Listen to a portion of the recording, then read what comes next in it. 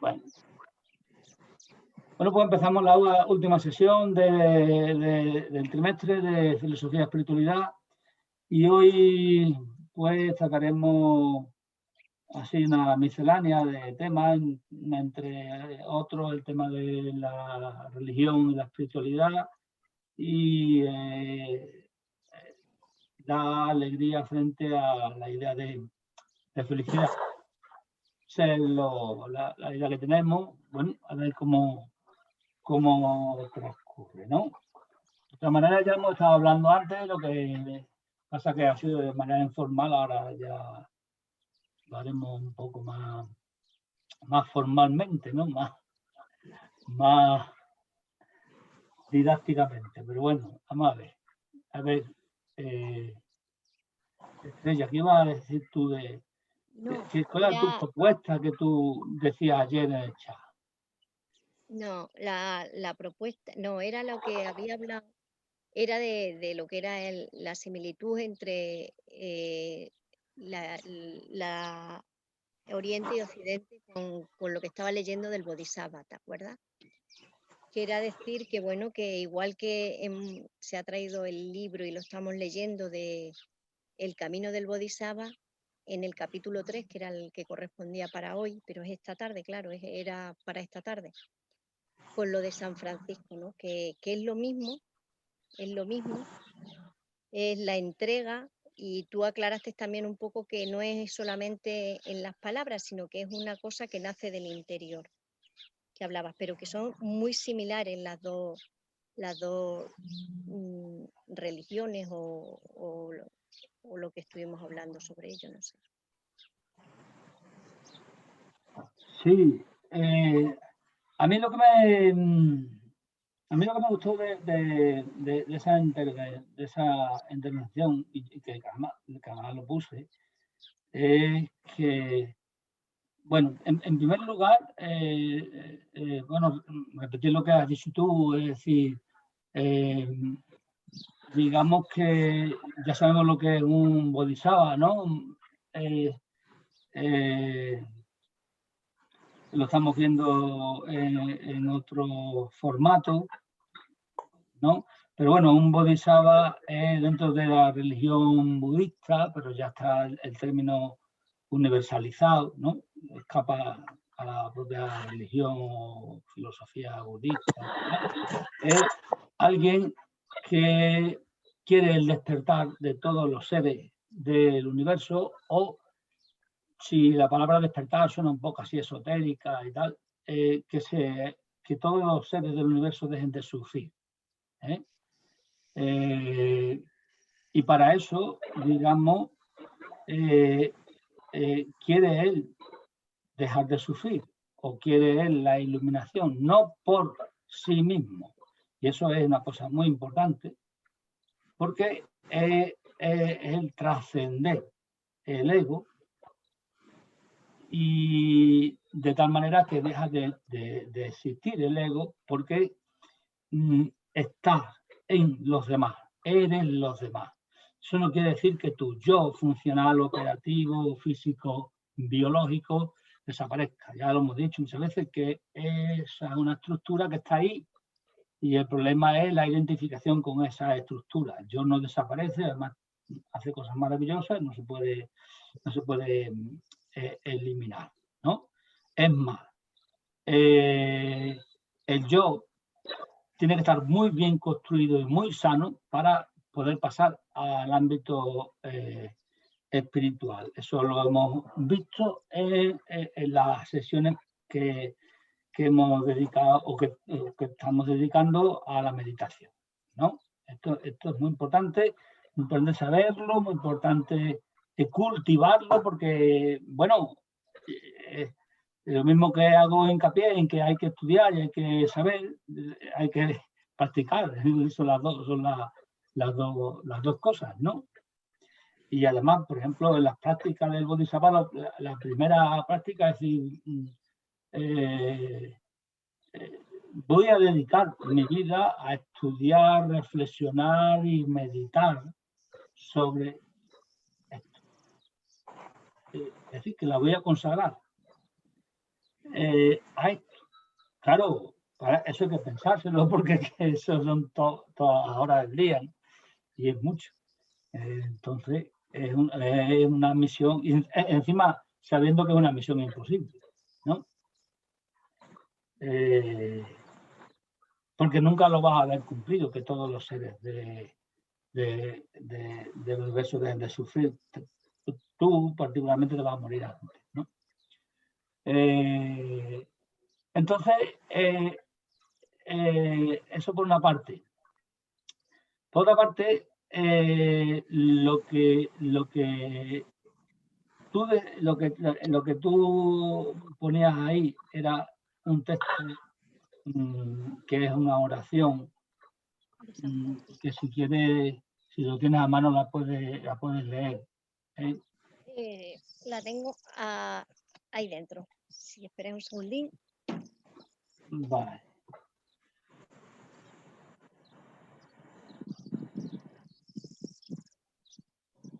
Bien, pues es una oración de San Francisco que, digamos, expresa lo mismo que es un bodhisattva, ¿no? Y entonces, digamos que eso es muy interesante porque tenemos muy a mano un místico muy de a pie, es decir, no un místico como el maestro Eckhart, que digamos es un teólogo y tal, que sus textos, bueno, se entienden bien, pero digamos son textos que hay que leer y este era más, no escribe nada, era un hombre de acción, ¿no? Y entonces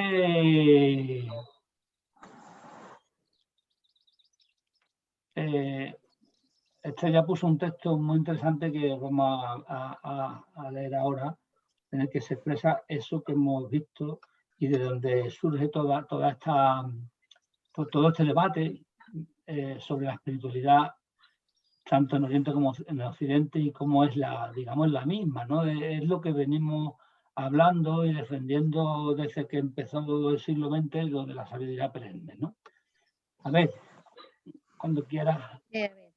Se titula Oración de la Paz. Señor, haz de mí un instrumento de tu paz. Donde haya odio, ponga yo amor. Donde haya ofensa, ponga yo perdón. Donde haya discordia, ponga yo armonía. Donde haya error, ponga yo la verdad. Donde haya duda, pongo yo la fe. Donde haya desesperación, ponga yo esperanza. Donde haya tinieblas, ponga yo la luz. Donde haya tristeza, ponga yo alegría. Maestro, no me empeñe tanto en ser consolado como en consolar, en ser comprendido como en comprender, en ser amado como en amar. Porque dando se recibe, olvidando se encuentra, perdonando se es perdonado y muriendo se resucita a la vida eterna. Bien, yo no sé qué os parecerá, pero a mí me parece eso una auténtica joya de la espiritualidad, pero yo no hablo ya ni de espiritualidad de Oriente, ni de Occidente, ni nada, es decir, de la espiritualidad en términos generales y en términos generales y en los términos más profundos que se pueda. Pero es que además, si os dais cuenta, bueno, será porque estoy con el libro este de No Dualidad. San Francisco, sin ser ningún erudito, ni ningún filósofo, ni teólogo, ni nada, está planteando ahí, sin darse cuenta, pero claro, pero porque él vive en la no dualidad, ¿no? Está planteando todos los opuestos y cómo hay una reconciliación de los opuestos. Es decir, esos opuestos no existen realmente si uno actúa conforme actuaría, por ejemplo, un bodhisattva. Es decir, siguiendo el principio de ¿cómo se llama esto?, de compasión, o siguiendo el principio en el que se basa la compasión, que si recordáis de las reuniones del camino del Bodhisattva, ¿no?, de Santideva, es el concepto de la igualdad, es decir, todos somos iguales. Entonces, si todos somos iguales, yo puedo entender, pero claro, primero tengo que asumir, no con el entendimiento, bueno, claro, primero con el entendimiento, primero tengo que asumir vivencialmente que somos iguales. Si yo no me vivo igual que un inmigrante, por ejemplo, que un gitanillo de estos que están ahí en el recinto ferial, ¿verdad? Pues si yo no me vivo así, igual, yo no voy a poder tener compasión. A lo mejor a lo máximo que llego a tener lástima y doy una limosna cuando pasen por la puerta de casa o a alguna organización, ¿vale? O al ayuntamiento o a quien sea. Entonces, eso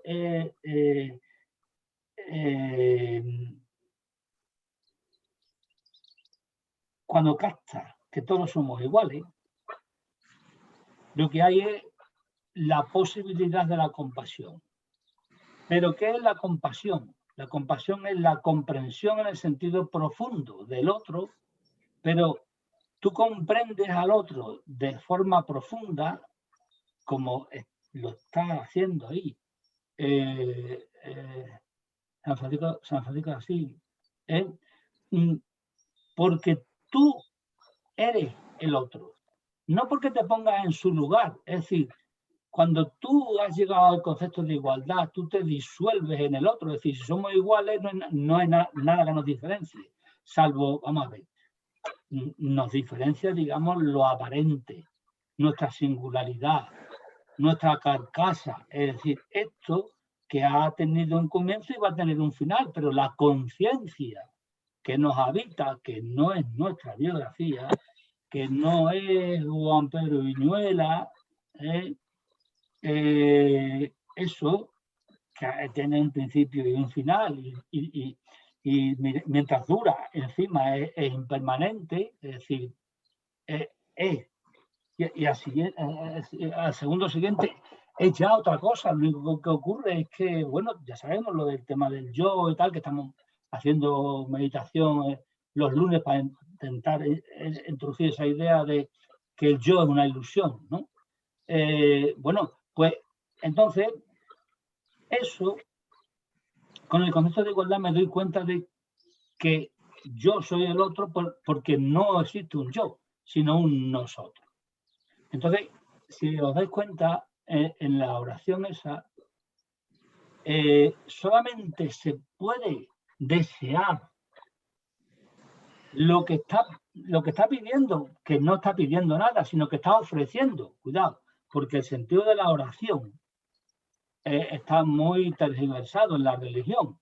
La oración no es pedir, sino es una apertura, y esa apertura es dar. Lo que está ofreciendo a la divinidad, y por eso está fundido con la divinidad y con los hombres y con la naturaleza, no hay dualidad. Lo que está pidiendo San Francisco en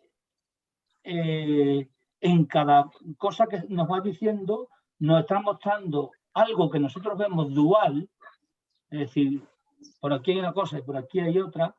Sin embargo, él lo está viendo desde la unidad, lo está sintiendo desde la unidad. Y por eso nosotros, para entender de verdad ese texto, para vivenciarlo, lo tenemos que vivenciar desde la idea, pero no desde la idea intelectual, desde la idea que esté en nuestro corazón, digamos, de igualdad. Es decir, de que todos somos uno, pero no uno en el sentido de que disuelva las diferencias, no. Con las diferencias nos tenemos que ver continuamente, sino esa conciencia que está detrás, ¿no? Entonces, ¿qué ha hecho San Francisco para poder llegar tan lejos? Porque esto lo hace sin estudio, digamos que es un ejemplo de alguien que llega a lo que llamamos iluminación, despertar o lo que sea, sin ningún tipo de estudio, ¿no? Es decir, por introspección, por autoanálisis, por contemplación, por supuesto, porque ya sabéis que con lo primero que se une antes de unirse con los hombres es con la naturaleza. Por eso digamos que es también el referente de la espiritualidad del siglo XXI, es decir, es el referente de que sin la naturaleza el hombre no existe, porque el hombre es naturaleza y no hay dualidad. Sin embargo, nos hemos pensado como dualidad desde hace 10.000 años para acá. Y al pensarnos como dualidad, pues estamos perdidos. Pues la pregunta que yo hacía, vamos, retórica, pero vamos, si alguno lo quiere intervenir, es ¿qué es lo que hace falta para que San Francisco sea capaz de formular esa oración? Amor, mucho amor. Sí. Sin conocimiento, sin nada, pero está lleno de amor. Todo eso lo que se dice ahí, al final, no hace falta, no se aprende en ningún sitio, ni tienes que estudiarlo, como dices tú, no es teólogo, no es, pero en sí, en su esencia, es puro amor cuando dice esto. Sí, eso es cierto. Es amor universal. Y es más allá que el amor universal, es compasión. Compasión en el sentido budista, no como utilizamos nosotros la palabra. Que es el sentido más, digamos, más profundo, que llega más lejos que el amor universal. Digamos que el amor universal es un primer paso para la compasión. Pero bueno, como ahí hay un pequeño lío, estamos con el amor universal, que ya sabemos muy bien que es un amor desinteresado y tal, y con eso es suficiente, porque el término compasión es ambiguo en castellano, ¿no? Sí, efectivamente. Pero, ¿cómo llega a sentir ese amor? Porque es verdad, es decir, es puro amor. Es decir, tal y como lo has dicho tú, es decir, estás viendo en lo concreto lo universal, es decir, en un hombre concreto que además se está deteriorando porque se abandona totalmente. Es típico de estos que estarían encerrados en un psiquiátrico en estos días, es decir, porque vive totalmente conectado con la divinidad y con lo que le rodea, no come, no se atiende, no, es decir, que tiene que tener gente que cuide de él. San Francisco era uno de esos. Su ideal de pobreza lo lleva a un extremo que es ausencia de cuidado. Eso hay que tenerlo en cuenta. Nosotros sabemos hoy en día que una espiritualidad sana, para poderla vivir, digamos, de forma individual, es decir,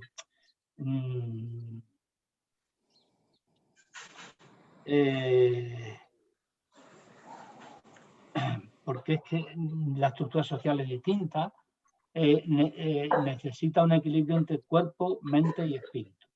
Sin embargo, en San Francisco no hay ese equilibrio como muchos místicos, tanto orientales como occidentales, ¿no? Pero bueno, eso es lo de menos. Eso sería otra cosa para tratar aparte, porque tiene mucho que ver con la psicología y con el estado saludable o no, pero no nos vamos a meter en eso, ¿no? Es puro amor. ¿Pero por qué? ¿Por qué es puro amor?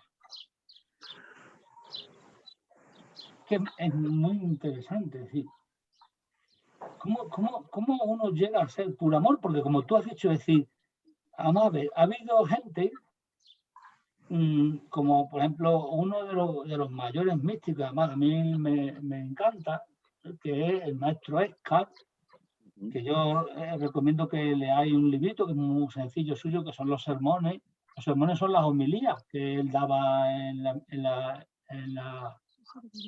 iglesia, en la misa, ¿no? Entonces están recogidos esos sermones y claro, a raíz de esos sermones, pues los llaman a Roma y dicen, ven acá, ¿qué estás tú diciendo por ahí? No, porque claro, en los sermones pues dice que el hombre es Dios y tal, ¿no? Y llega a decir que si no hay yo, si yo no existo, no existe Dios.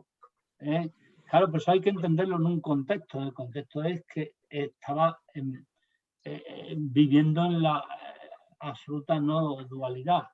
Pero claro, eso a la religión no le viene bien, porque la religión mantiene un Dios trascendente, personal, con voluntad propia, es decir, como si fuese una persona, pero digamos con todas las capacidades implementadas al infinito, ¿no? Una cosa que es absurda, es decir, se debe impensable. Pero bueno. Entonces, ¿qué sería? ¿Qué os parece a vosotros? ¿Qué debería? Os lo he dicho precisamente comentando el tema psicológico, que en psicología es uno de los casos que se pone como ejemplo de que no está sano.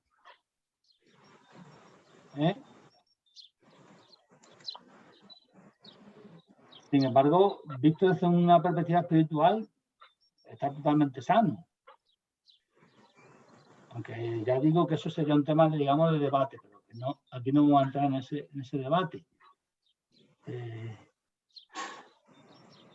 Luego Santi se enfada, dice que no se entera. No, ahora mismo igual, perdonad, pero he salido y ahora no sé de qué estamos debatiendo, entonces por eso estoy callado. Sé que Jesús quiere hablar, pero no puede. Pero que lo escriba, ponga una palabra y jugamos. Pero se lo al revés, es que se lo al revés.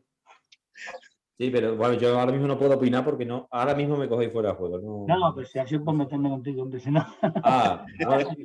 Y enfadarme, te voy a decir enfadarme. Es por lo que dijiste el otro día, que cuando nos pusimos a hablar, que dije que el otro día fue muy interesante la meditación, y que el coloquio fue muy interesante. Sí. Y tú dijiste, sí, pues yo cuando me pusiste a hablar os lo oí. No, yo me perdí. Yo me perdí.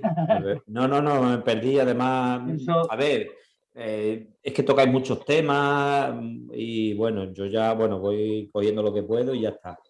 Pero me perdí. Tendría que ponérmela otra vez, seguiros, no sé, digo, mira, me puse en modo ahorro y... Modo ahorro. Sí, bueno, por eso, que era una broma, que no vale. Que no en el debate ese, porque es un debate así complicado, además técnico, ¿no? Pero bueno. Sí, lo que pasa es que hay que digerir, hay que ir, todos los temas que habláis, todas las cosas que ir digiriéndolo, haciéndolo tuyo, porque... No, si es que estábamos en otro tema, lo que pasa es que ha surgido ese... ¿Pero cuál es el tema ahora? Perdón. El tema rápido. Es que yo no sé cuándo te fuiste.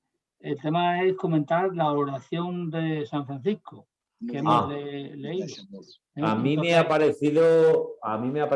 Espera, que he hecho unas preguntas. La pregunta es, ¿cómo San Francisco para decir eso? Entonces, Hilario ha dicho, porque era puro amor, y efectivamente, es decir, nosotros podemos ver ahí que era puro amor, después yo ahí he echado un discurso sobre lo que es la compasión, lo que es el amor universal y tal, y cómo se expresa en lo concreto que es un hombre, ¿no? Concretamente San Francisco, ¿no? Entonces, la cuestión que yo he hecho es la siguiente. Vamos a ver, sí, es cierto, es puro amor y esa es la respuesta, no hay que ir más lejos, pero para ser más práctico, porque digamos, es un camino para nosotros, ¿no? No se trata de que aquí teoricemos, que también, ¿no? Es importante las dos cosas, ¿no? Es importante comprender, analizar, pensar, reflexionar, pero en última instancia todo va a la acción. ¿no? Entonces, para llegar a ese estado de amor universal, ¿qué ha hecho ese hombre? Un hombre de carne y hueso como cualquiera de nosotros. Pero yo pienso que es una persona y es un camino personal que ese hombre, a mi modo de entender, está por encima de las instituciones, pues tú sabes, todas las instituciones de la Iglesia, todo esto se corrompe mucho, muchos intereses, se difuminan muchos mensajes y a mí este hombre, el mensaje y cómo lo vivía, me parece de estas personas en su camino individual que va más allá de todo, de la orden en la que estaba, de la Iglesia, y llega más lejos, que afortunadamente dentro de todas estas explicaciones que dice y todas estas filosofías, religiones, espiritualidad que hablamos, a mí me descontamina desde el punto de vista, porque yo tengo una cultura, una educación religiosa cristiana, ¿no?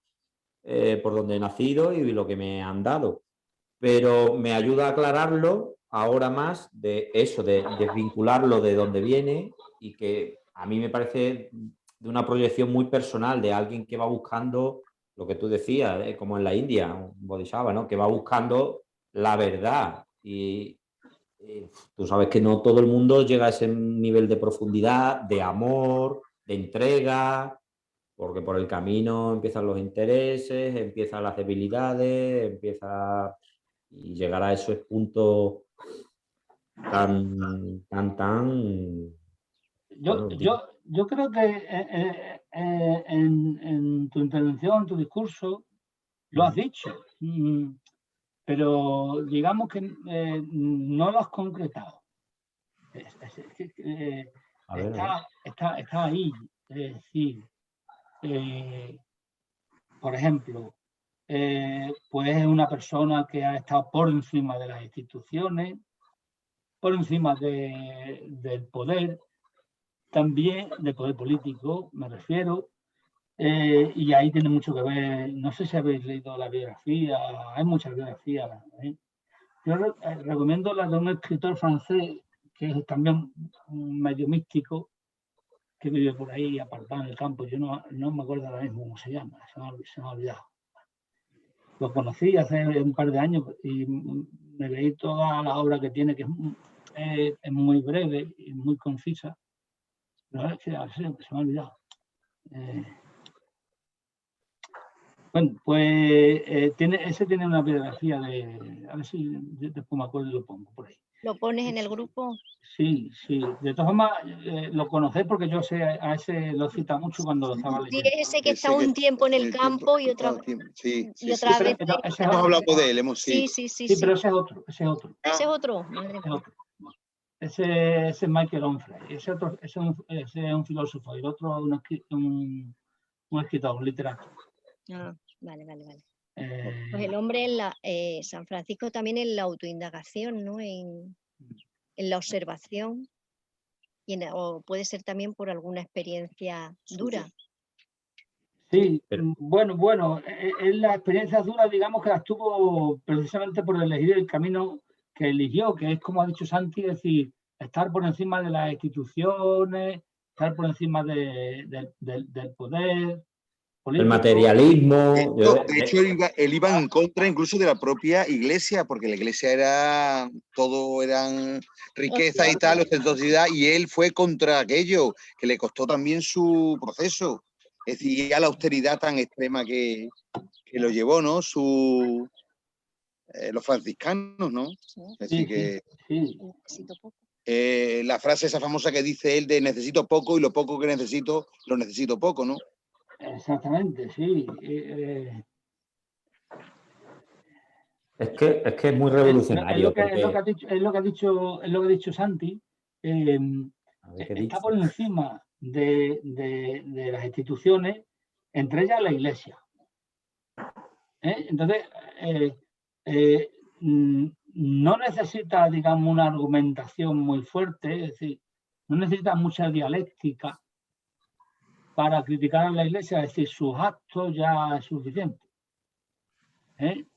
Sus actos ya son para la Iglesia una forma de rebeldía, por eso lo llaman a capítulo, ¿no? Es decir, vamos a ver si saliéndote de lo que es la ortodoxia de la Iglesia, ¿no? De la dogmática del cristianismo. Es que quita muchos intermediarios. Es que tú das cuenta, si él hace un camino tan personal, tan valiente, tan tal, y con su ejemplo ya está diciendo, aparte lo escribe y tal, y ya está diciendo que no necesitáis nada más, que todo es prescindible, ni intermediarios, ni la Iglesia, ni acaparar materialmente, sino que por vosotros mismos, tal. Pues imagínate.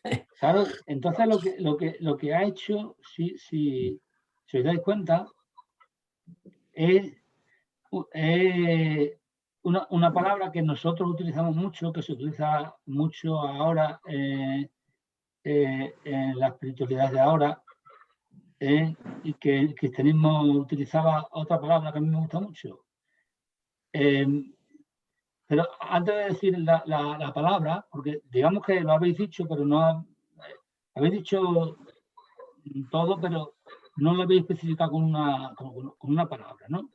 Que implique cuál es el proceso interno que ha llevado San Francisco de Asís para dejar de ser, dejar de ser un yo egoico o autotrascenderse, ¿no? Convertirse en un nosotros o convertirse en lo transpersonal, digamos, que diría hoy en día también, ¿no? También con quién tú, bueno, además de la cuestión política, es decir, estuvo por encima de la Iglesia. Cuando decimos por encima, queremos decir que, digamos, que su forma de estar en el mundo era una forma de rebelión contra lo establecido, ¿no? Y contra lo establecido era la Iglesia, pero también era el poder político, pero también era y sigue siendo, bueno, porque todo sigue siendo igual, la estructura por dentro nos han cambiado, pero digamos las formas de estructura son iguales. ¿Con quién se pelea mucho San Francisco cuando era joven?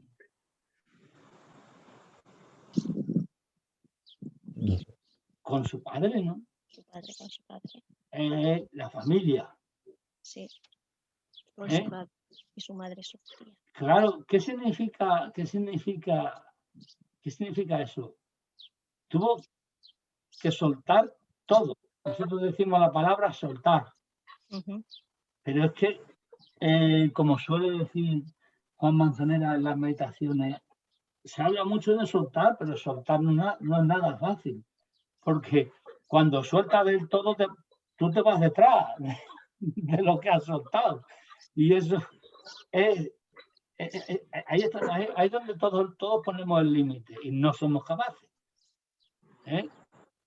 Entonces, claro, para llegar a amor puro, como tú has dicho, Hilario, que eso es lo que uno ve en San Francisco y dice, joder, realmente eso es ser una persona buena, es decir, ese es el ejemplo que tendríamos que seguir. Digamos que está como Dios en el perro, exagerando la nota, porque claro, tampoco todo el mundo puede vivir así, ¿no? Para que los demás demos el tono justo, ¿no? Pero para llegar a ese estado, él ha tenido que tener una transformación interna, que además duró su tiempo, que no fue de la noche a la mañana, como por ejemplo el caso nunca me acuerdo del nombre el maestro de Nisargadatta. Maharashi, Ramana Maharashi. Que es un caso de boom. Hay un despertar a los 16 años y después 2 años sin hablar, y luego ya empieza a hablar y ya es otro que está ahí hablando. No. Aquí hay un proceso que es una lucha, se ve que es una lucha, ¿no? Es decir, que esa lucha contra o esa rebelión contra los poderes, ¿no? Por su forma de estar en el mundo, fue un proceso que a él le produjo mucho dolor. mucho sufrimiento, ¿no? Y ese dolor y ese sufrimiento es el soltar. Soltar todo hasta soltarse a sí mismo. Y claro, es lo que cuando uno se suelta a sí mismo, no hay dualidad. Es lo que estamos viendo por enlazar todos los aspectos, ¿no? Tanto lo del Bodhisattva como las meditaciones que estamos haciendo ahora de construcción del yo, ¿no? A partir de la ignorancia, es decir, de que estamos confundidos, ¿no? Pues el soltar es soltar también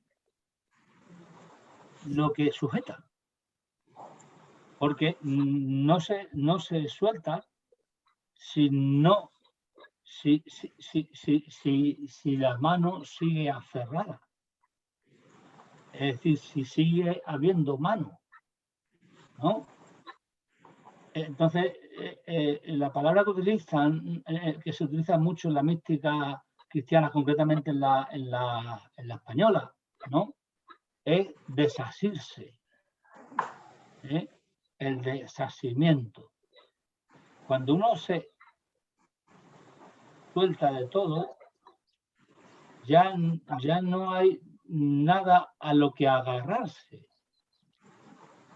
Y cuando no hay nada a lo que agarrarse, no hay algo que se agarre a algo. No hay un yo egoico. Yo sí algo, pero no es egoico.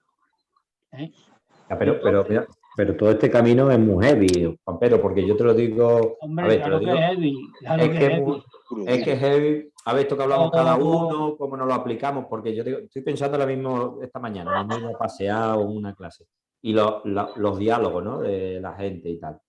Y bueno, la gente joven que va, que viene, yo era así, yo tal, y otras personas decían, como madres o como tal, es que mi hijo, es que lo que cuesta, es que tenerlo ahí, es que claro, y era todo, ya no te hablo ni del padre, ni de la iglesia, ni del Estado.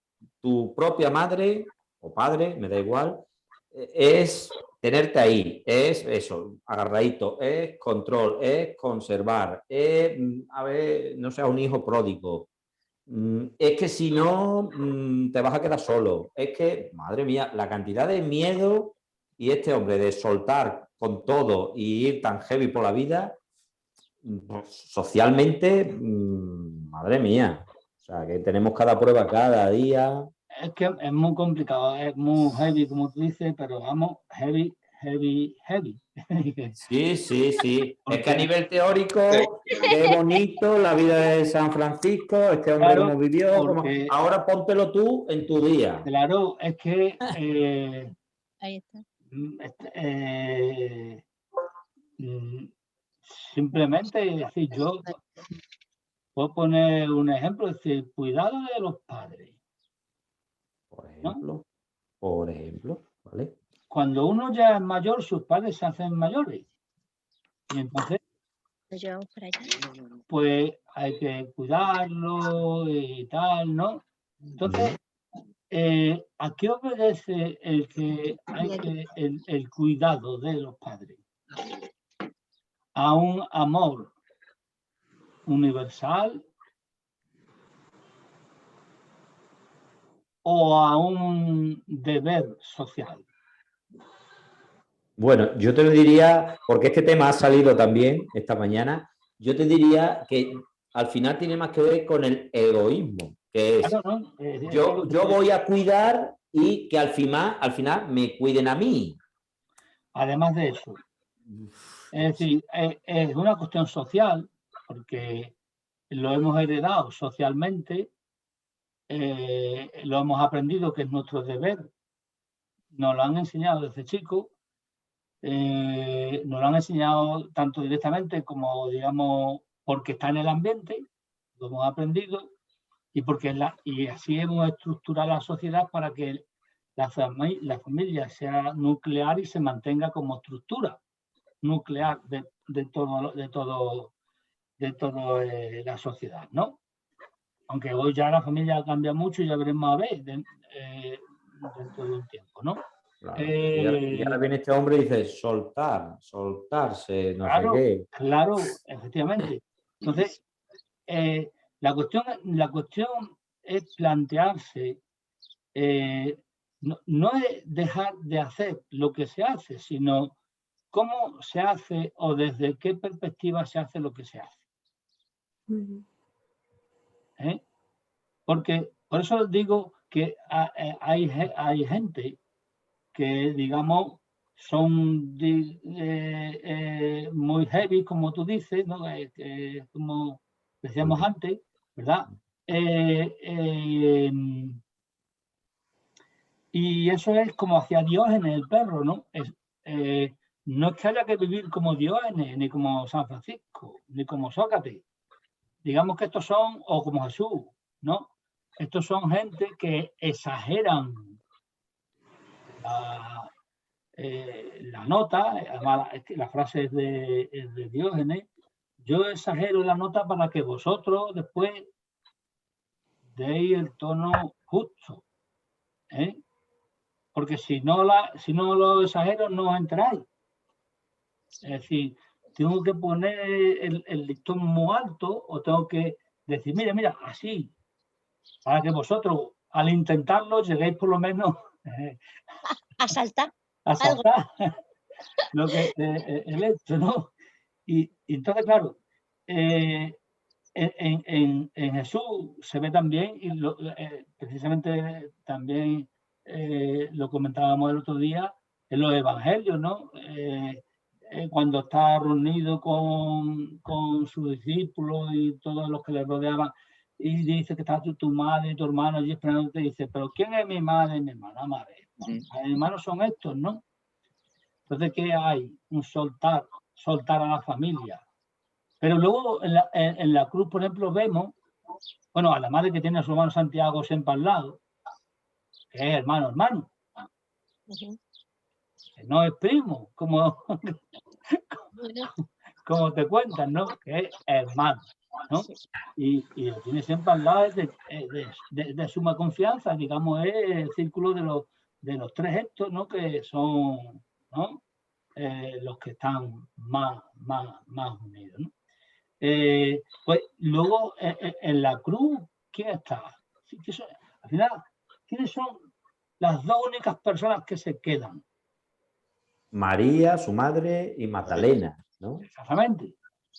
Porque los apóstoles están todos escondidos. Eso se caquean, sí. Sí, estaban todos escondidos. Claro. Entonces, no renuncia a la familia. Y le dice a una que cuide de la otra. Es decir, que hay una frase, dice, ¿os creéis que yo he venido a introducir la paz? No. Y yo he venido a traer la guerra. La guerra entre hermanos, dice, la guerra entre hermanos, la guerra entre padre e hijo, ¿no? Pues claro, si tú planteas esto, porque tú te lo has planteado, hasta que llegue a cerrar el círculo de, a ver, yo voy a cuidar o atender a mis padres porque los amo de verdad, no porque me lo han mandado. Es decir, hasta que des la vuelta, tú eres un desertor y eres un maligno y eres, vamos, todo lo que se te pueda decir, te lo van a decir. Y tú entonces llevas una gran carga de dolor dentro. No de sufrimiento, porque tú estás siguiendo, digamos, el Dharma, es decir, el mensaje, digamos, auténtico de obedecer al corazón, de buscar el encuentro con lo que es. Y ese buscar el encuentro con lo que es significa un desaprender y un dejar y un desasirse todo lo que uno ha aprendido. Pero es que lo que ha aprendido uno, insisto, son ideas y creencias que nos hacen tener un cierto estado de ánimo, unas ciertas emociones o afectos que van a dar lugar a una forma de actuar, ¿no? Y entonces, claro, si uno las pone en duda, dice, espérate, madre, ¿esto de dónde lo he aprendido yo? Si pone entre paréntesis el caso este, que claro, que es heavy, como tú dices, ¿no?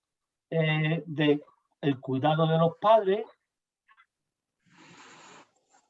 Dice, vamos a ver, ¿esto por qué lo hago yo? Porque me lo han mandado, ¿no?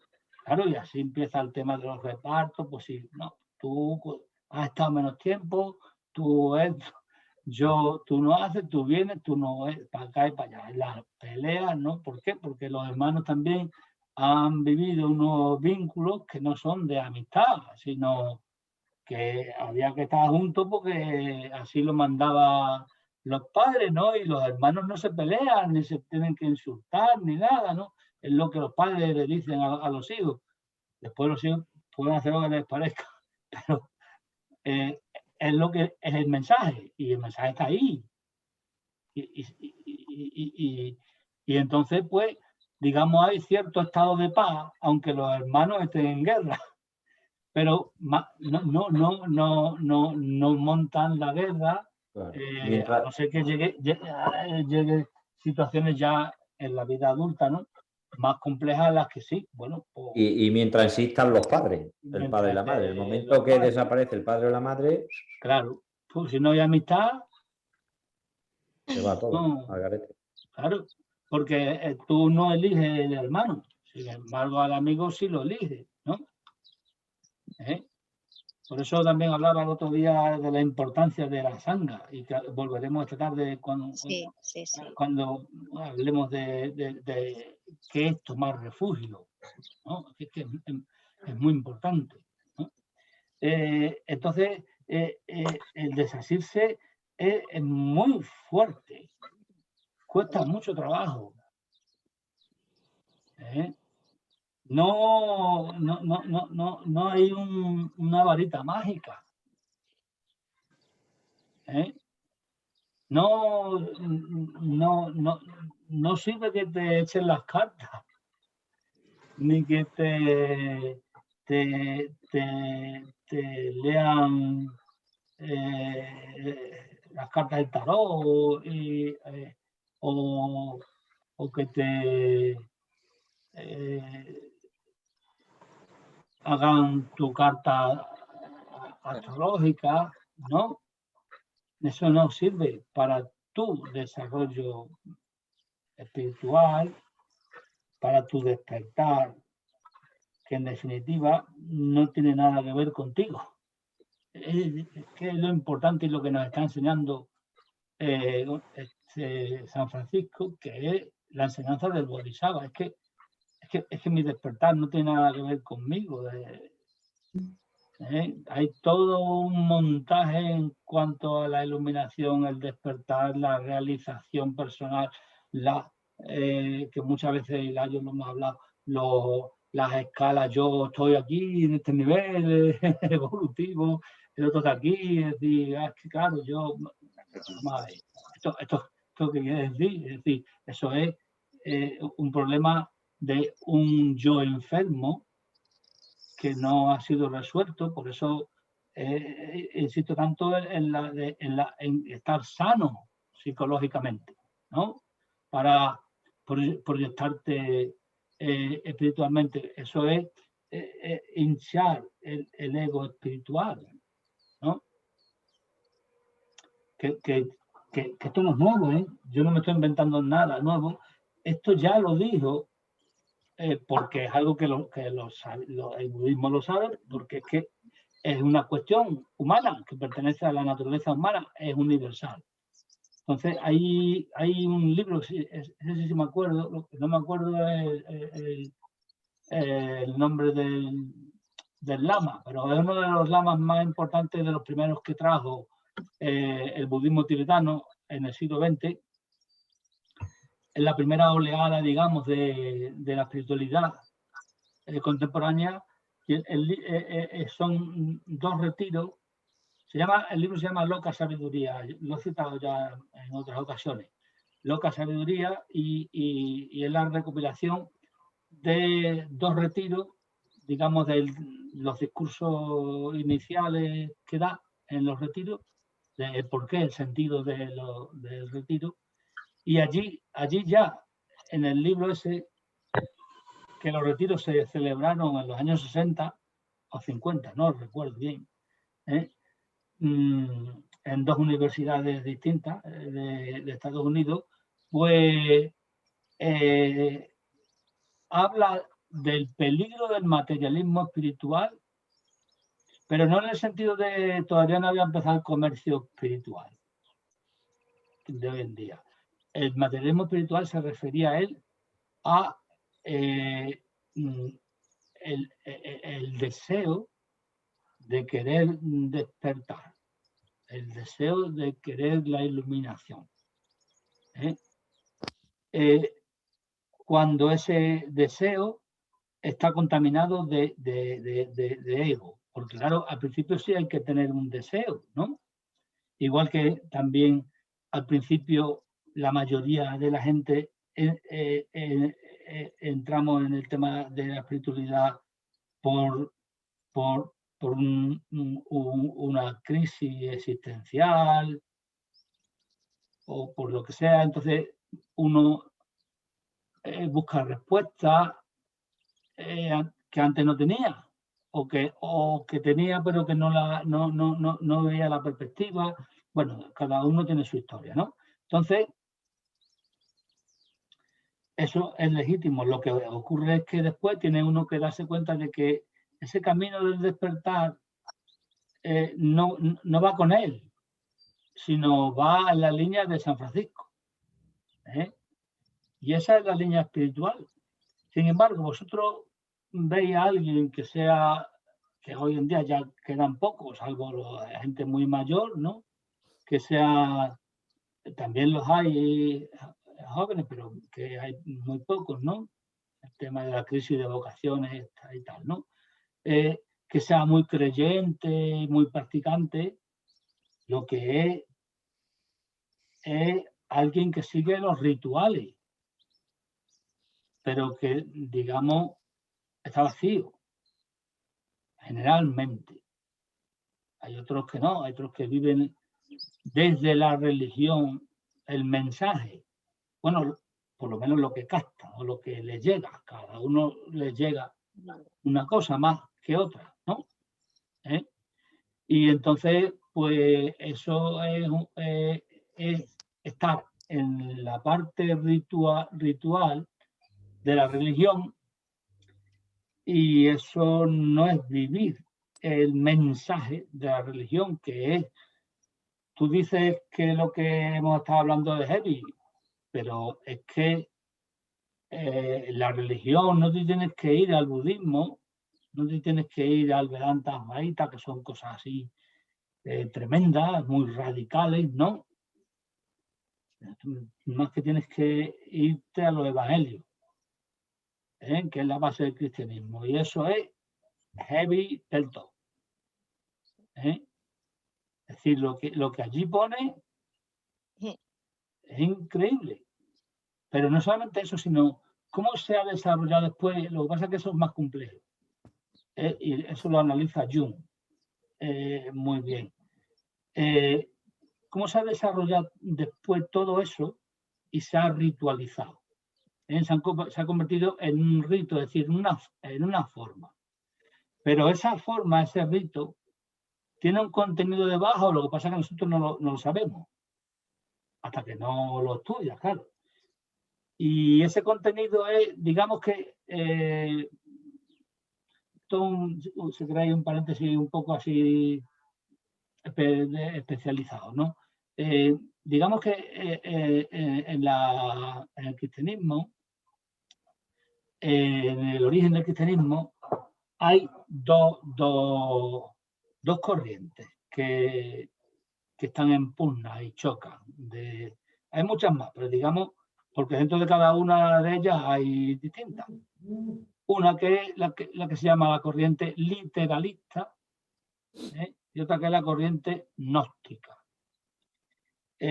Pues esas dos corrientes, a la hora de interpretar el cristianismo, lo que decían que había dicho Jesucristo, porque lo primero que se escribe 40 años después de la muerte de Jesús, o sea que cualquiera sabe, ¿no? Lo que dijo, ¿no? Bueno, pues entonces hay una corriente gnóstica que hace una interpretación, digamos, de Jesús y de la enseñanza como algo simbólico, ¿no? Dentro del mito, ¿no?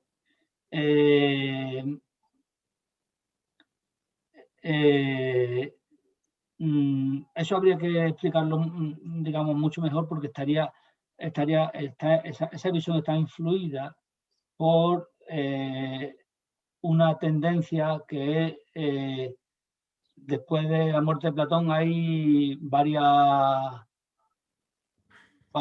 escuelas. Una que es el mismo Aristóteles, que es un discípulo suyo, las escuelas que hemos analizado, los estoicos, todos esos proceden de Platón y de Sócrates, ¿no? Y hay también la academia, y está también una vía que es la vía mística, que al principio funciona como misticismo independiente de cualquier religión, bueno, contagiado por las religiones que se llaman las religiones del misterio, de religiones mistéricas, de las religiones que después van a ser llamadas paganismo, ¿no? Que había en aquel momento, lo de los misterios elusinos, el orfismo, las religiones de Mitra, todas estas cosas, ¿no? Son religiones mistéricas, que si os dais cuenta, en el cristianismo se celebra el misterio. La Eucaristía es la celebración del misterio, de la transformación de el cuerpo de Cristo, ¿no? Y eso es una parte que se queda del gnosticismo en el cristianismo, que es la herencia de la versión literalista, que es la que interpreta literalmente lo que dicen los textos que hablan de Jesús. Entonces dice, no, esos textos son históricos, eso fue lo que pasó. Y no van al sentido y al significado de lo que quería decir.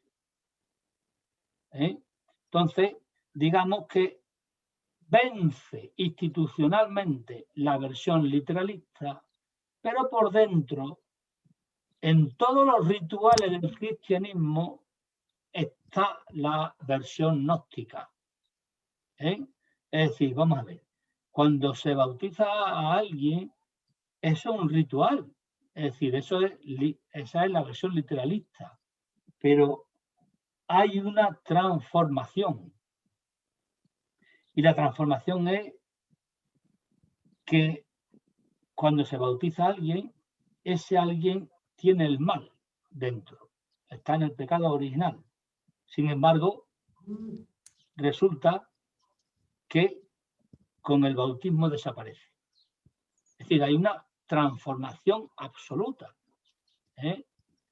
Igual con la primera comunión, igual con los otros que le siguen, la confirmación, igual con el matrimonio, igual con la muerte, ¿no? Con los sacramentos.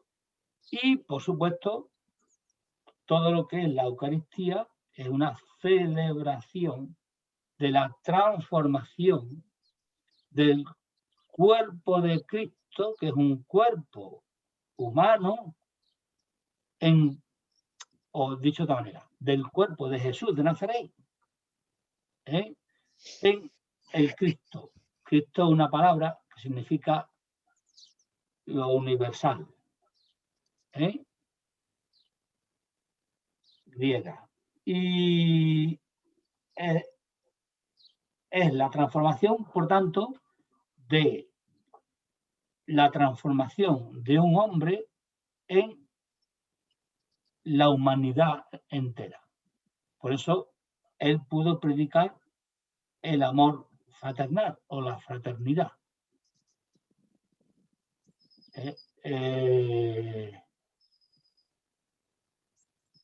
Y eso es lo que se celebra en la Eucaristía. Pero ningún creyente sabe esto, ¿no? Ningún creyente, digamos, gente de a pie, ¿no? Ni el cura lo explica, y probablemente el cura tampoco lo sabe.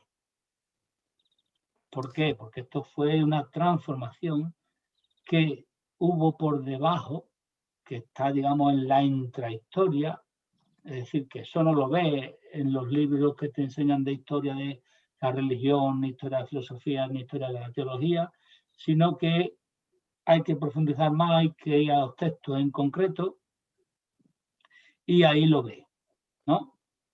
Sí, pero yo te pregunto, no sé qué sabes tú de la vida de Jesús, ya no los escritos que nos llegan y tal, lo que tú dices que han pasado 40 años y tal, sino que la vida de Jesús, creo yo recordar, nos cuentan lo del portal de Belén, van a ser el rey de los judíos, tal, y luego 30 años que no se cuenta nada y se cuentan los últimos 3 años públicos, hasta que lo matan.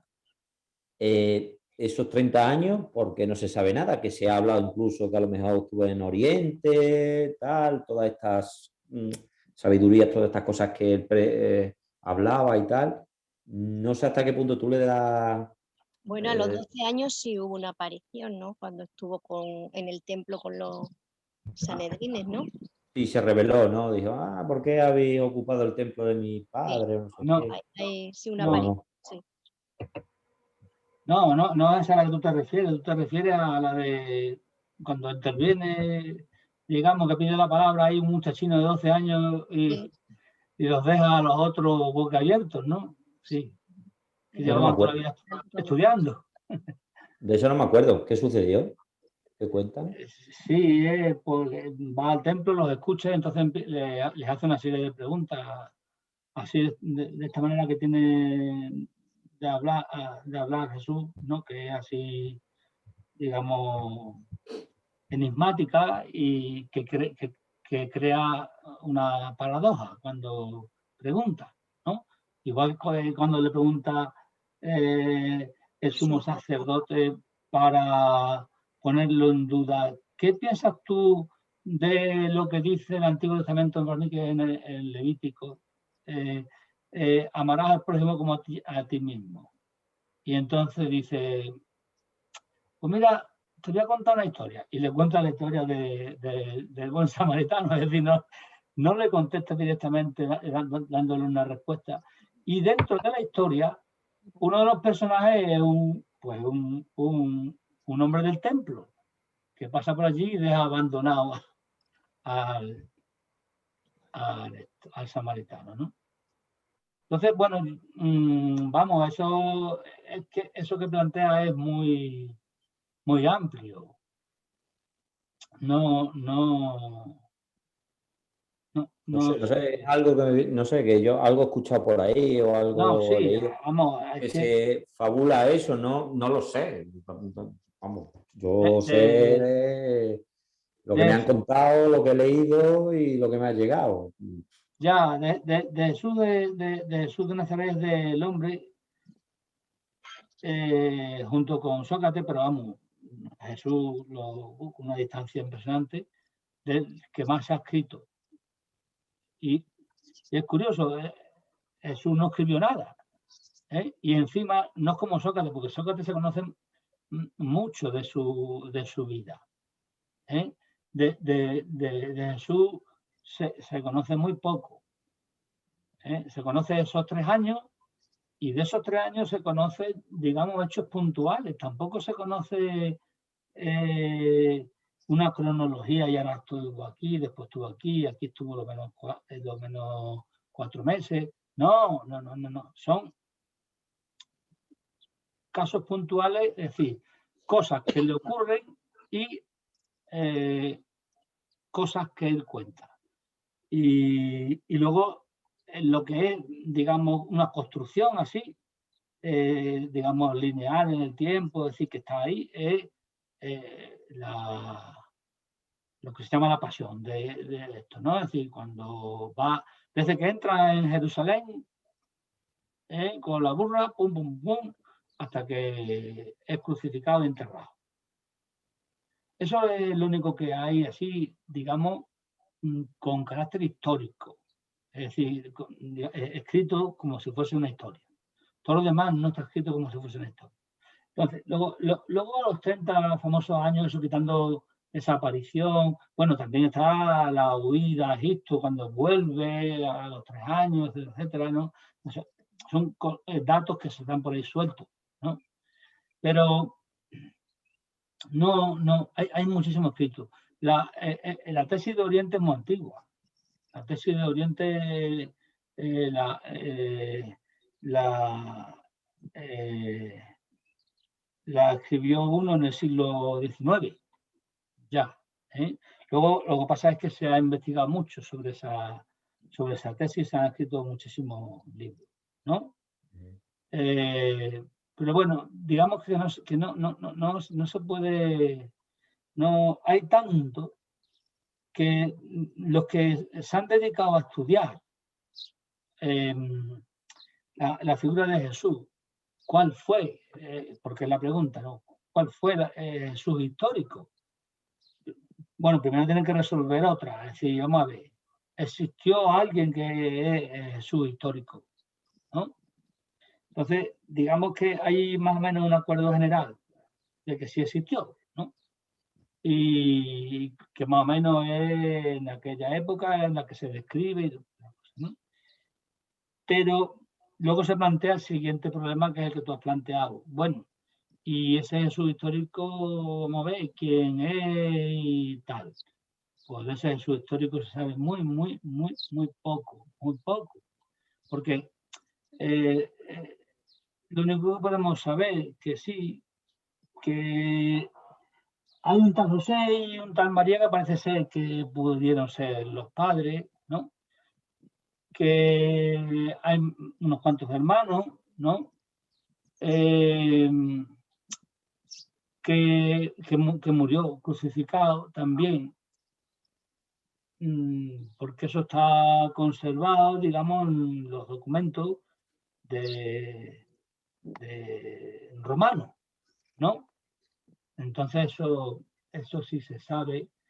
También se sabe que fue enterrado y digamos quién pagó aquello, porque Jesús, digamos que era, bueno, pues como Sócrates, ¿no?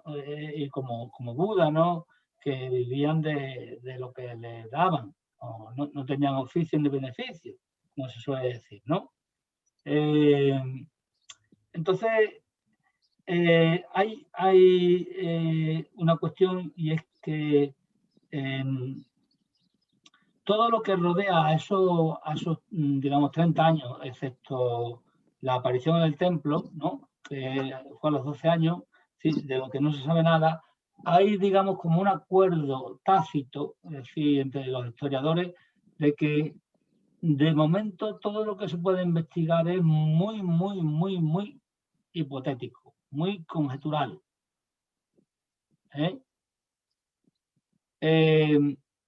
Hay dos hipótesis que tienen mucha consistencia. Estamos hablando de los 30 años primero, porque luego hay evangelios apócrifos en los que Jesús no muere. Entonces vienen otras especulaciones que es qué pasó después, ¿no? Pero bueno, eso es otra historia. Por lo menos de los 30 primeros años sí se puede hablar algo, pero muy poco. Y son estas dos hipótesis. hipótesis de, bueno, digamos 3. Una, que Jesús estuvo callado y estuvo dedicado a trabajar con el Padre. Y su trabajo era carpintero, jornalero, lo que lo llamasen. Es decir, que tampoco era un oficio fijo, ¿no? Pero sí, tuvo contacto con gente, con gente que, digamos, que tenían un desarrollo espiritual muy amplio. Eso son cosas que se pueden saber, ¿no? Otra hipótesis es que estuvo con los padres, trabajó con el padre, pero hubo un momento en el que se separa y se va con los esenios.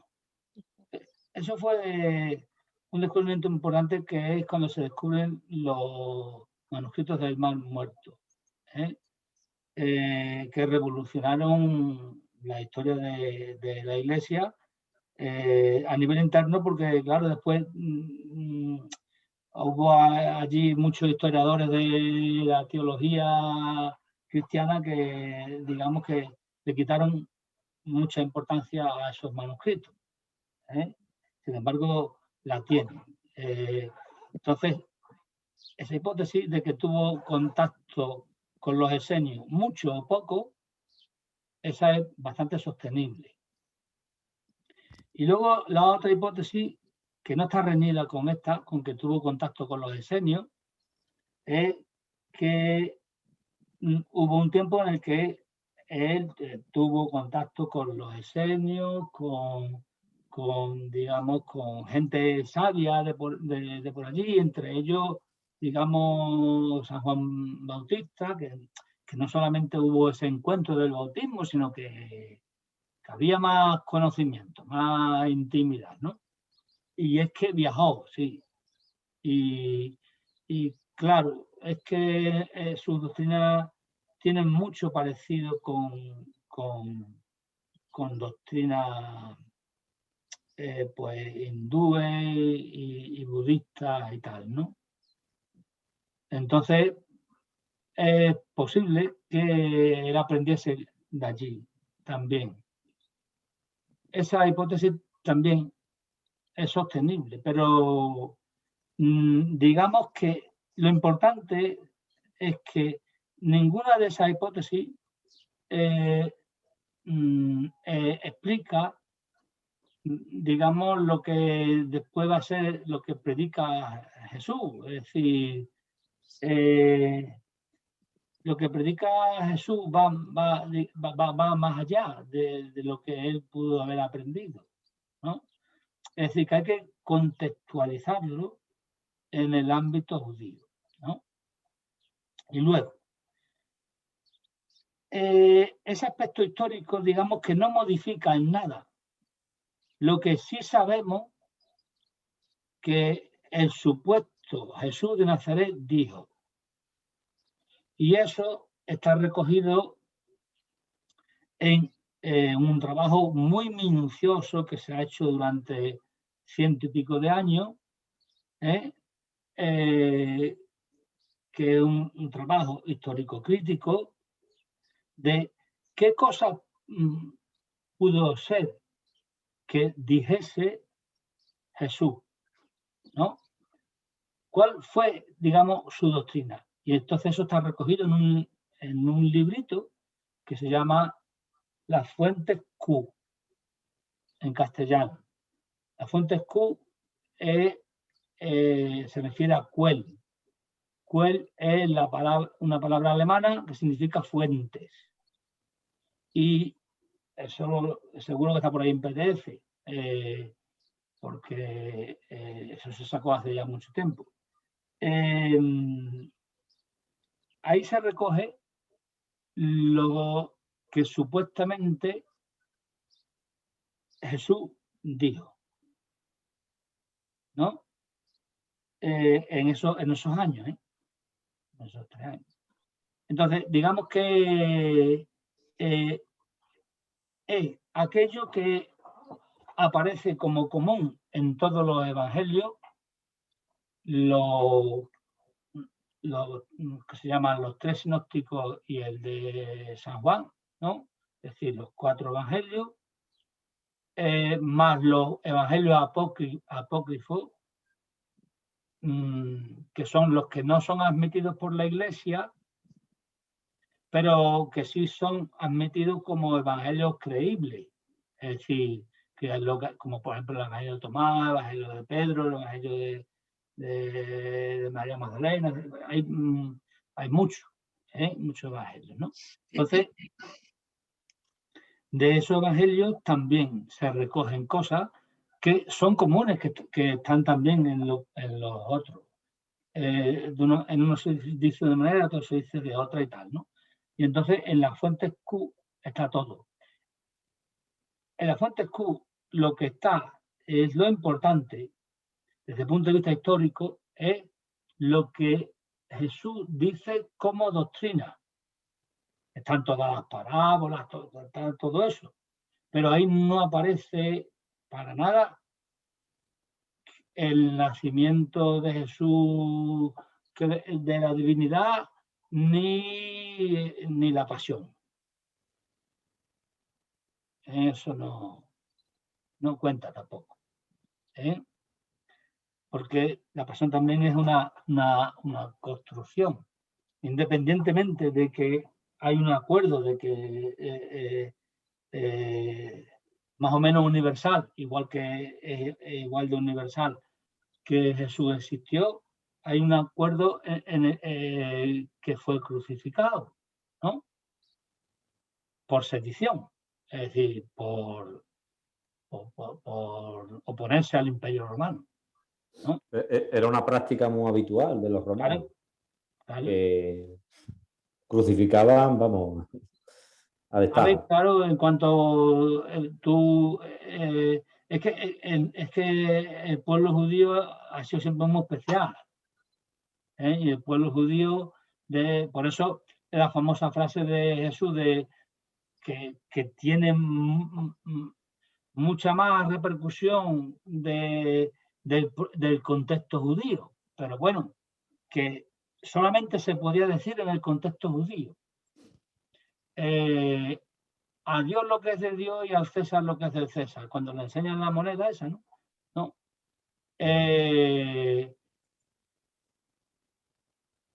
Eso tiene sentido en aquel contexto, porque el pueblo judío siempre ha sido muy especial. No ha querido tener una ley que esté por encima de él porque solamente reconoce la ley de Dios. Y entonces dice, bueno, sí, tú me puedes dominar, tú puedes mandar en mí, pero yo obedezco la ley de Dios. Y entonces, claro, siempre que el pueblo judío ha sido dominado, que ha sido muchas veces, pues ellos lo único que han pedido es que poder seguir practicando su religión. Y que no interfieran en su religión. Claro, el problema es que su religión también tiene cuestiones políticas. Y entonces esas cuestiones políticas interferían con la política de los que lo dominaban. Por ejemplo, vamos a ver, no se trabaja los sábados, pero vamos a ver, si a los del Imperio Romano le daba igual el sábado que el domingo, que aquí, entonces claro, pues hay un problema, ¿no? Por eso la frase tiene que ver en el contexto de judío de aquel momento. Aunque Jesús la dijese con un sentido mucho más universal, que a nosotros nos sirve todavía esa frase, ¿no? Es decir, vamos a ver, hay que saber lo que es, por ejemplo, antes hablábamos con San Francisco de Asís, ¿no? Nos podemos aplicar esa frase, ¿no? Es decir, habría que guardar un equilibrio entre lo espiritual, lo que pertenece a Dios, por hablar metafóricamente, y lo que pertenece al cuerpo. San Francisco abandona el cuerpo, pero no quiere decir que todo el mundo abandone el cuerpo si quiere seguir las enseñanzas de San Francisco. No, tiene que saber que no tiene que estar apegado a nada. Pero eso no quiere decir que viva en la miseria y que se abandone, no coma, se deje descuidado totalmente, que coja infecciones. No, eso no es lo que nos está diciendo. Lo que nos está diciendo es que no tengamos apego a las cosas materiales, ninguno. Como decía antes Hilario citando a San Francisco, ¿no? Es decir, necesito pocas cosas y las pocas cosas que necesito, las necesito poco.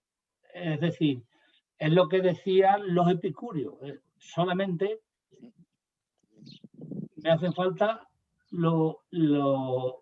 satisfacer los deseos naturales y necesarios. Y además me hace falta satisfacerlos poco. Porque decía Epicuro, vamos a ver, comer es necesario. Pero cuando se tiene hambre, un trozo de pan y de queso, dice, es un placer inmenso.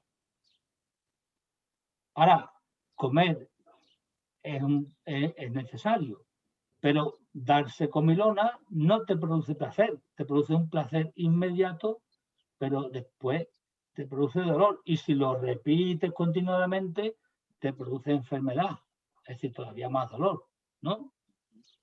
Entonces, digamos que nos está enseñando con su ejemplo, lo que pasa es que él lo lleva al extremo, ¿no? Que se puede prescindir de todo lo que no es necesario.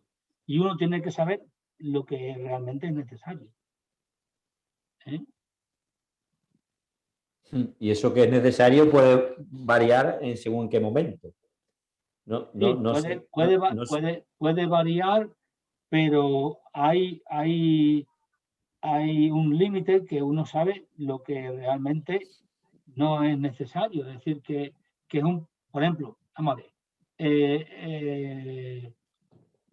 los epicúreos dicen que también son legítimos los placeres no necesarios y naturales. Como, por ejemplo, la comida o la bebida. Beber, solamente es necesario beber agua. No, al final el cuerpo necesita un sustento. Si tú solo bebes agua, al final te puede pasar lo de esto del camino de Buda y todo esto. Que él también tuvo momentos, se pasó por muchos extremos. No, te refieres a cerveza y vino y esas cosas. Claro, sí, a lo que iba yo, hombre. Claro. Sandy, el líquido con el agua estamos suficientemente abastecidos. El líquido con el agua, claro, lo que dice. Vamos a ver, lo que dicen los epicúreos. ¿En qué estaremos? Yo ya estoy pensando en la cerveza, Juan Pedro. Has abierto la caja de Pandora. Lo está poniendo duro, me estoy revelando. Lo que dicen los epicúreos es que hay un placer natural. Digo un placer natural, un deseo que se basa en una necesidad, que es el beber. Con el agua suficiente, pero los epicúreos te dicen, pero viene muy bien, es muy agradable tomarse un vino o una cerveza y ya está, ¿vale? Es el ejemplo que estoy poniendo, y eso llamaban ellos los placeres naturales, pero no necesarios. Entonces, ahí, en los placeres naturales y no necesarios, decían, ¿qué hace falta? Sabiduría o prudencia. Te puedes tomar un vino, 2, 3, pero no una arroba. Eso no. Esa es la cuestión, ¿no? Igual que la comida. Es decir, bueno, como dice el refrán, que los refranes son muy sabios, a nadie le amarga un dulce, ¿verdad? Es decir, vamos a ver, para subsistir con comer muy poco es suficiente, ¿eh?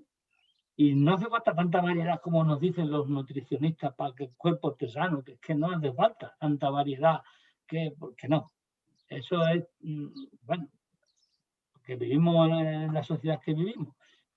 Pero los epicúreos te dicen, a ver, si tú puedes pegarte un banquete o un homenaje un día. A bien, si ese homenaje se convierte en costumbre, ya entonces eres esclavo del deseo.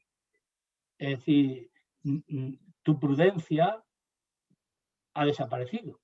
Tu sabiduría, o que se tiene que manifestar como sofroné, que significa mesura, ha desaparecido y entonces produce infelicidad. Sin embargo, darte, digamos, un homenaje, es decir, comerte un buen plato con un buen vino, etcétera, etcétera, con buena compañía y todas estas cosas, es un placer, es placentero, ¿no? Pero ya está, es decir, hay que saberlo medir, ¿no? Los epicúreos no dicen, por eso son hedonistas, es decir, no concibo la vida sin placer. Ahora bien, el placer está en cubrir los placeres naturales y necesarios. Ahora bien, los no necesarios, pues sí, pero de forma medida, ¿eh? Y luego estaban, no sé si me acuerdo, los placeres estáticos, que son los de la contemplación, que son los del conocimiento y la estricta contemplación de la belleza, ¿no? O de la bondad, o contemplación de la verdad, por ejemplo, del conocimiento científico, de esto y de lo otro, ¿no?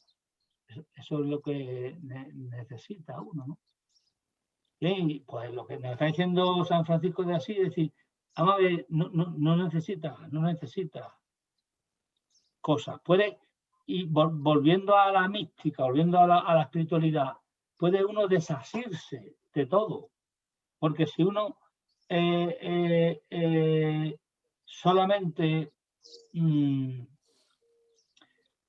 vive según lo necesario y es capaz, cuidado, que esto, la segunda parte es cuestión de trabajo, y es capaz de medir el resto, pues uno está, digamos,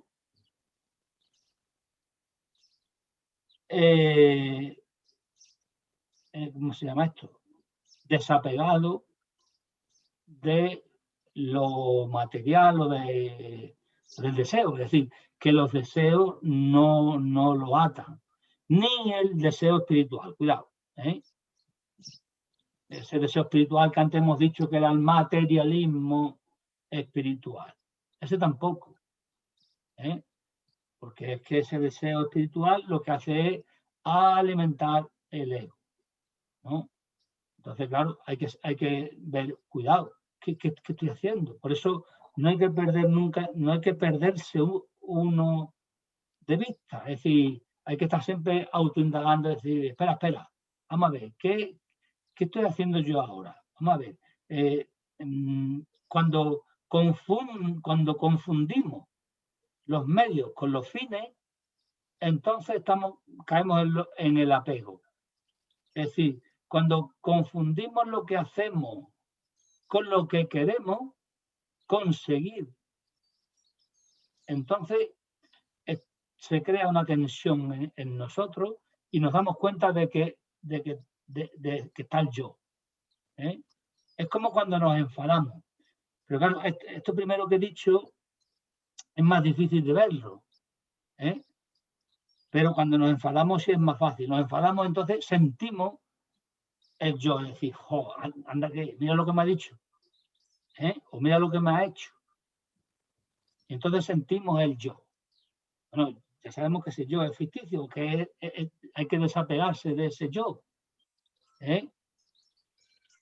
Porque ese yo, si te hace daño, lo que te ha dicho es porque ha tocado algo que tú no quieres saber de ti mismo.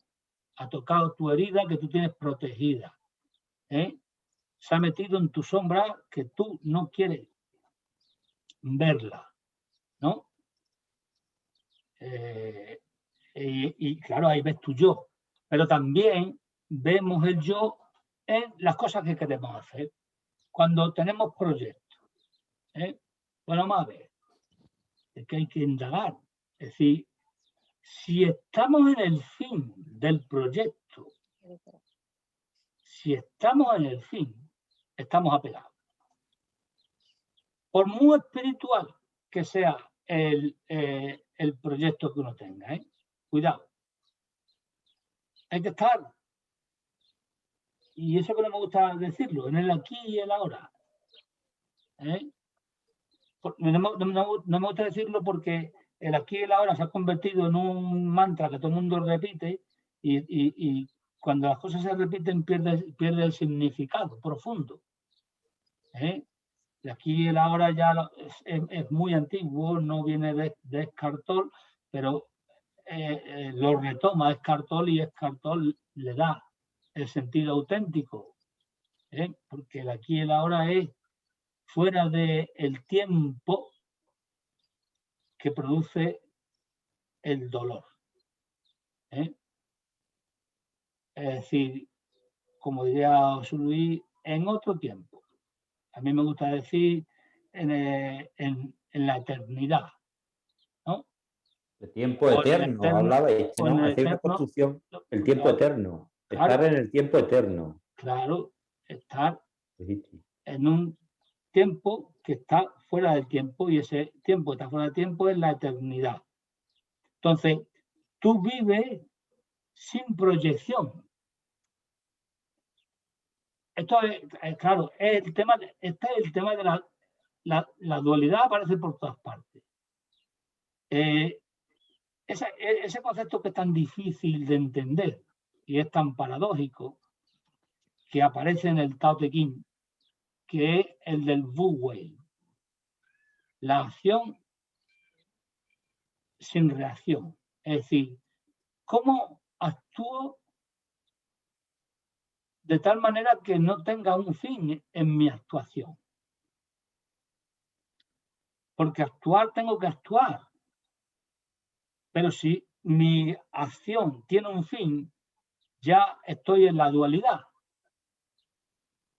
Y entonces ellos, o el taoísmo, y está en el Tao Te Ching, ¿no? Pues inventa la noción del Wu Wei, actuar sin reacción.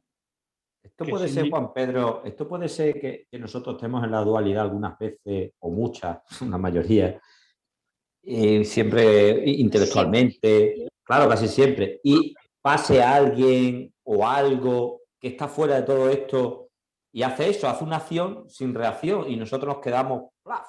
Dice, bueno, aquí qué ha pasado. No, este fulanito esto lo hace por tal, no sé qué, le buscamos ahí 3 pies al gato y eso que ha pasado o esa persona que ha hecho una acción sin reacción nos descoloca porque está en lo que tú estás explicando ahora mismo. ¿Puede suceder eso? Sí, claro, eso sí. Es lo que luego es lo que buscamos nosotros también, que es lo que tú estás hablando. Claro, claro, y nosotros si intentamos darle explicación estamos en la dualidad.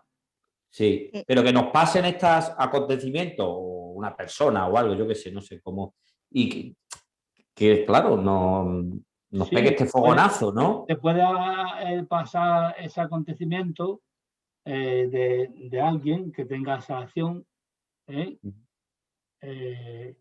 o simplemente contemplarlo en alguien del pasado, como por ejemplo hemos visto en el texto de San Francisco, ¿no?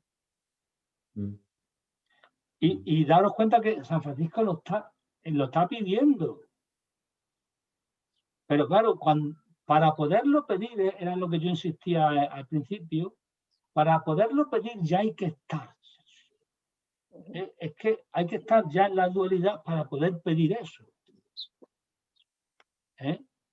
Sin embargo, todavía tiene uno, porque mientras que uno esté aquí vivo, tiene su como digamos, podemos decir, su corazoncito, que le puede doler ciertas cosas, que tiene su ego, vamos. Entonces, tiene conciencia de que, claro, por eso San Francisco es tan autoexigente consigo mismo, ¿no? Y llega a esos extremos. Tiene conciencia de que realmente no puede hacer todo eso que él quiere del todo. Aunque lo haga, pero del todo no lo hace. Que hay cierto gramo de egoísmo, ¿no? Pero eso es como, creo que lo explicaba el otro día en lo del Bodhisattva. Es decir, en la mitología budista, el Bodhisattva, aunque es un Buda, el Bodhisattva tiene algo de ego. Es decir, sus actos de alguna manera tienen cierto egoísmo. ¿Por qué? Porque si el Bodhisattva no tuviese ego, no podría comprender al resto de los humanos. No podría ponerse en su lugar. ¿Por qué? Porque no los entendería. Él entiende el sufrimiento del otro porque él también sufre. No sé si... Esto es una cuestión importante del Bodhisattva, Y también una cuestión importante, digamos, de nosotros y además, todo lo que estamos metidos ahí en el tema ahí del Bodhisattva es porque, de alguna manera, y el siguiente capítulo, hoy vamos a repetir el anterior, pero el siguiente es el compromiso, ¿no? Y, o uno se compromete o no se compromete. Vamos a ver, no pasa nada, el fracaso está garantizado. Pero que no sea por nuestra intervención. Que pongamos, digamos, todo lo que podamos para que nosotros no seamos la causa del fracaso. Porque que no sea por la falta de nuestro... Los seres del universo, mientras que estemos nosotros vivos, no van a dejar de sufrir. Es decir, no vamos a ser capaces, por mucho que lo intentemos.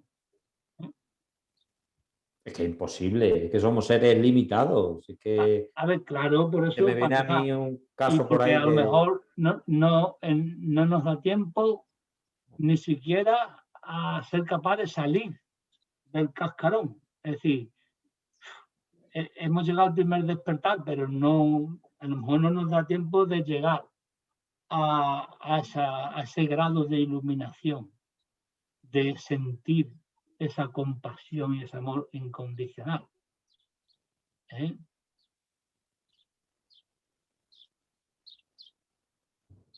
Porque daros cuenta, es que hay que desasirse de todo. Claro, pero si no lo intenta, no lo tienes presente. Claro, si no lo intenta, si no te lo propone, no lo consigue. Claro, ¿vale? aunque sabemos que a lo mejor es una carrera perdida, pero siempre mejorará si lo intenta. Claro, como hablábamos el otro día, ¿no? Claro, para intentarlo hace falta un compromiso. Claro. Pero, por ejemplo, es que el otro día tú dijiste, creo que fue en la meditación, una cosa súper importante. Aunque uno adquiera el compromiso y se ponga en la tarea, por eso salió lo de tomar refugio, de lo que habría, hoy habría que hablar también, porque es que en lo de la confesión se dice, es decir, como yo no puedo, como yo soy, ahí pone un pecador, igual está traducido al lenguaje nuestro, ¿no? Del concepto de pecado y tal. Como yo no puedo, pido refugio a los budas que ha habido, a todos los grandes maestros de la humanidad, ¿no? Para poder apoyarme en ellos, en su doctrina y en la sangha, en la comunidad, porque yo solo no voy a ninguna parte. Entonces, eso que dijiste tú es importante porque a pesar de eso, de haber adquirido el compromiso, uno puede tener momentos de abandono. Claro. Por múltiples causas. Porque, bueno, porque la propia vida cotidiana te lleva a ocuparte de otras cosas. Porque te puedes cansar. Porque, digamos, puede haber un bloqueo psicológico en el sentido de decir, hay cosas que tú no tienes resueltas psicológicamente y entonces eso no te deja seguir avanzando espiritualmente, ¿no? Hay múltiples causas. Entonces, se necesita el hecho de tomar refugio, ¿no? Por eso no hay que perder contacto con la sangha, es decir, con los amigos espirituales, ¿no? Ni contacto con los libros, con los que estás en comunicación, con la doctrina, digamos, ¿no? Es decir, con el pensamiento, por ejemplo, es decir, los libros es el texto que pusiste ayer, por ejemplo, ¿no? Es decir, estar continuamente leyendo cosas de esas, ahí no hay teoría, es decir, es estar en la práctica, ¿no? Continua. ¿Estamos? Es todo lo que vemos, lo que oímos, lo que hablamos, ese es el alimento, ese es el alimento. Entonces depende de todo con lo que nos alimentemos, pues así estaremos por dentro. O sea, eso es. Y entonces la sangha lo que te hace es mantenerte ahí.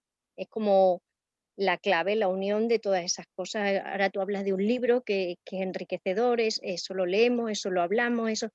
Entonces eso siempre es un crecimiento interno. Claro.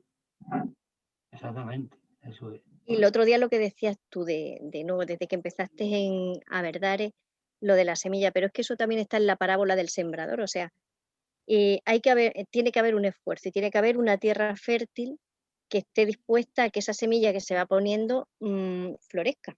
Entonces, en el sembrador, en la parábola del sembrador se ve muy bien, si tú tienes una tierra que caerá en la semilla, decía algo así, como que si la tierra es infértil o seca, no crece. En otros momentos, o sea, otras semillas caen, a lo mejor entre rocas que tienen como un crecimiento, pero luego de no mantenerlo, no regarlo, se muere.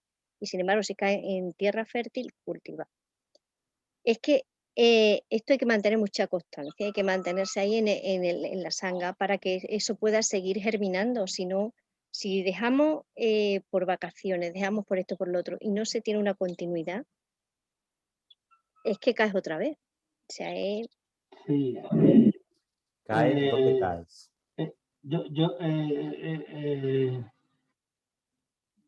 Este año precisamente he hecho mucha insistencia, sobre todo al principio, y no sé, a lo mejor a algunos le he resultado un poco agresivo, hiriente y tal, pero digamos que lo que yo estaba diciendo era lo que tú acabas de decir ahora mismo, ¿no? Con la parábola esa del sembrador, que tengo que reflexionar sobre esa parábola porque no solamente, digamos, tiene que ver con el grupo que nos juntamos o grupos más amplios, sino que es que tiene que ver, creo, porque Jesús siempre hablaba en un contexto que era el contexto judío, pero la palabra de Jesús ha llegado hasta ahora, igual que la de Buda, igual que la de Sócrates, porque son palabras universales. Entonces, yo digamos que tengo que pensar porque tiene que ver con la humanidad. Es decir, de eso que se habla tanto del cambio de conciencia, tiene que ver con la palabra del sembrador. Es decir, puede haber un cambio de conciencia, puede decir, todos los mensajes que se han dado en la historia van a calar en la cabeza de los hombres o no van a calar. Es decir, ¿cuánto terreno fértil hay? Y el terreno fértil a título individual es estar dispuesto a.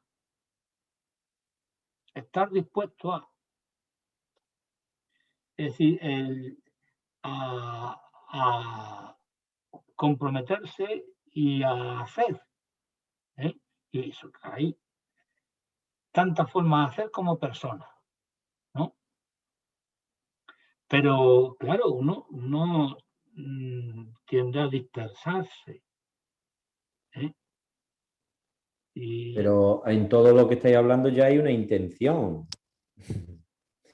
Una intención de cambio, una intención de interferir. A ver, yo lo digo, es una reflexión en voz alta, ¿no? En el sentido de que, ¿veis? Ya es eso, tenemos una intención, ya aparece el ego, el yo, el hacia dónde, el intervenir. Es que lo digo porque muchas veces, yo soy intervencionista, ya lo hemos hablado Juan Pedro alguna vez y tal, ¿no? Lo llevas en la personalidad, lo que sea. Pero es que yo reflexiono ya muchas veces sobre eso, hasta qué punto yo tengo que intervenir, hasta qué punto yo tengo que hablar en mí, en los demás. Y bueno, lo digo de una manera que me viene. El otro día en Monfragüe, estuve por allí, había un gatito doméstico y tal, y a mí me vino como una asemejación, ¿no? No sé, yo qué sé, es que todo esto vas hablando y al final pues, vas germinando cosas. Veías el gatito, era doméstico, lo llevaban una parejita y tal. Y luego estaban allí los animales salvajes, o sea, los buitres, esto, lo otro, y aquello era más salvaje, más, como te digo, heavy. Subsiste, búscate la vida, adáptate y tal. Y yo lo que digo es que hasta qué punto nosotros somos el animal doméstico y civilizado, o hasta qué punto somos salvajes y dejamos que las cosas pasen porque sí. Hasta qué punto intervenimos y hasta qué punto no.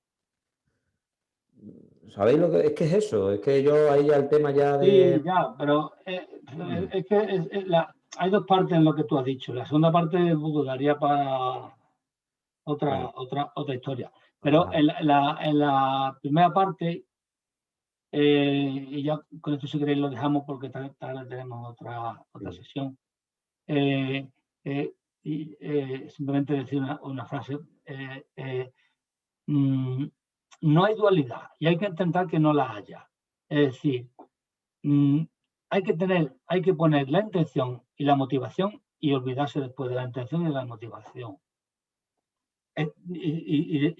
Y estar en la acción. Y ya está. Yo lo resumo, estar en la acción. La motivación es necesaria para empezar, pero luego ya eso la acción. Bueno, si queréis ya lo dejamos para esta tarde, que tenemos la... No se lo escucha. Ahora. Qué bien, todo el tiempo viendo el campo, qué bonito, chacho. Sí. Nos alegramos que lo disfrutéis. Ya si ya lo podéis disfrutar en vivo y en directo ya. Sí, que Jesús tenga ganas de venir también. Se recupere con este aire que hay aquí. De verdad que se le recupere ya de una vez esta parte. Esta tarde a las 7:30. A las 7:30. Sí, 7:30. ¿Qué? Sí, muy bien, Jesús. Muchas gracias. Echan de menos las intervenciones de Jesús, que siempre son muy... Sí, te echamos de menos, Jesús. De Diógenes, las intervenciones de Jesús son las de Diógenes. Sí. El bastón lo tiene ahí, pero nada más que con que levante el bastón ya sabemos lo que quiere decir. Bueno, hasta luego. Gracias. Adiós.